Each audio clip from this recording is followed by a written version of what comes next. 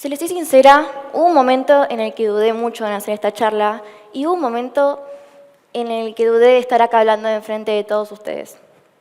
Pero no por miedo de hablar en público o por miedo a equivocarme, sino por algo mucho peor. Por hacerles sentir vergüenza ajena, o mejor dicho, cringe. Creo que todos conocemos el término cringe y es una palabra para expresar vergüenza ajena. Y es como una reacción casi instintiva que nosotros no podemos controlar. El cringe primero se siente y después se expresa con algún tipo de reacción. Y eso era lo que yo le tenía mucho miedo. A partir de la pandemia me sentía muy desconectada socialmente. Me sentía muy aislada y no podía hablar con otras personas que no sean parte de mi círculo cercano. Entonces, para cuando al año siguiente empecé la secundaria en 2021, se me hizo muy difícil integrarme a mi nuevo grupo de compañeros.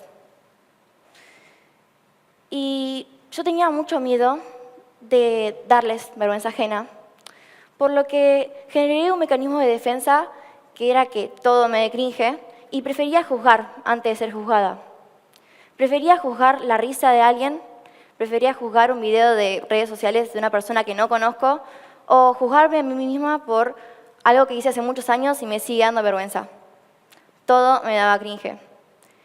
Pero era peor que dar vergüenza ajena, ya que podrías hacer que la otra persona termine siendo igual de callada como yo lo era antes o peor. Y todo esto empeoró cuando hubo una ocasión que estaba con un grupo de amigos en el cual se supone que podría ser yo misma y hablar cómodamente. Estábamos hablando sobre diferentes temas y contando anécdotas. Y para cuando terminó el momento, me di cuenta que no aporté nada a la charla. Me he quedado callada todo el tiempo. Me sentía como en una celda en la cual las paredes se estrechaban cada vez más y no podía encontrar la llave para salir. Y cada vez que tenía que hablar, primero tenía que pasar por miles de filtros en mi cabeza para poder decirlo. Era algo que yo me construía y me perjudicaba, me limitaba cada vez más. Pero hubo una ocasión que todo lo cambió. Estábamos con ese mismo grupo de amigos, estábamos hablando sobre un tema más serio, sobre un problema que tenía una amiga. Me acuerdo de haberla visto muy triste, muy angustiada, y en ese momento había decidido dejar toda la timidez de lado y darle mis opiniones y poder presentarle soluciones.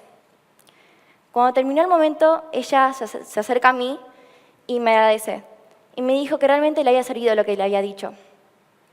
En ese momento aprendí que a la hora de expresarme no necesariamente doy vergüenza ajena, sino que también puedo ayudar a otras personas y me siento bien al hacerlo.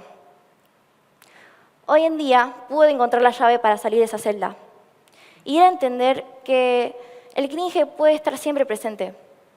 En una era en la cual nuestras acciones, opiniones y pensamientos están constantemente expuestos, es muy difícil no darle cringe a una persona.